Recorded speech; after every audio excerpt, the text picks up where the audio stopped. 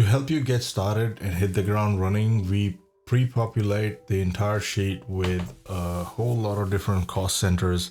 And these are the cost centers that I have come across personally through my career as a developer, and I've put them together. Now, in your part of the world, they might be something else, but in most cases, you will find that they all will fall under most of the cost centers that we use. Now, you might call them something different, but they will probably be there. So all your blue cells are your input cells. The gray cell here is basically automatically populated. So if you wish to add a new cost center, you go in here and start with a number. So let's say 9060. So the moment you do that, it'll say, hey, it's a duplicate. So let's say I go 9055, it'll tell me, okay, that's a duplicate that I'm using, because these needs to be these cost centers need to be totally unique, and that's the reason we put in a number and a little conditional formatting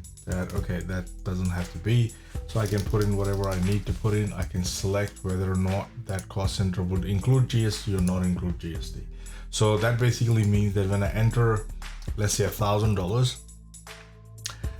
if I say yes, it includes GST, then we will strip off the GST percentage that you allocated here from that $1,000 and do the calculation based on the amount net of the GST amount. If you say no, then that cost center will take the full value as 1,000, and then that means that there is no GST to be claimed on that $1,000. So we will take that full amount for calculations. Then I can allocate a cost head that we selected in the settings section. So I can go into finance, let's say for example, and you'll see a new cost center is there. So this gray cell is something that you don't touch, because now everything that I've just done here will automatically get populated here. So if I go here and then one of those and I press 9061, you'll see that everything that I just selected automatically pops up in the development cost tab. So this is what the cost code center actually does. It basically allows us to create our own cost centers for this sheet. And also what you gotta do, you gotta remember is that you can delete all of them and start from scratch.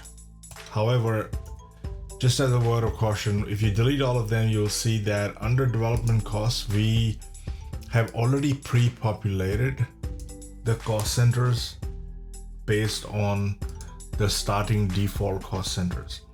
And it is there to help you expedite your data entry portion of the feasibility, because everything that you do here will be populated here. So by all means, change their names. For example, miscellaneous costs, you want to call it something else, go into settings, call it something else. If you want to change that to 7701 to body corporate insurance, so let's say let's call it test body. Actually, I want to call it something else. Let's call it test. And now I've just 7701 is now called body corporate test. So if I went to development costs here, I just have to look for 7701, and that will come out to be, it'll show an error that this is an invalid one. So if I just press 7701 again and select the right one, that error will go away. So that's what we need to do here. When I'm trying to customize them, go through each one of them, and then based on your experience or your local vernacular of what you address them, the nomenclature that you use locally could be different, and based on that you can update their names. And that's why we have this thing called link master, and in the next video I'll explain what that does, because you only have to do this entire process once you finish setting all your settings and your cost centers.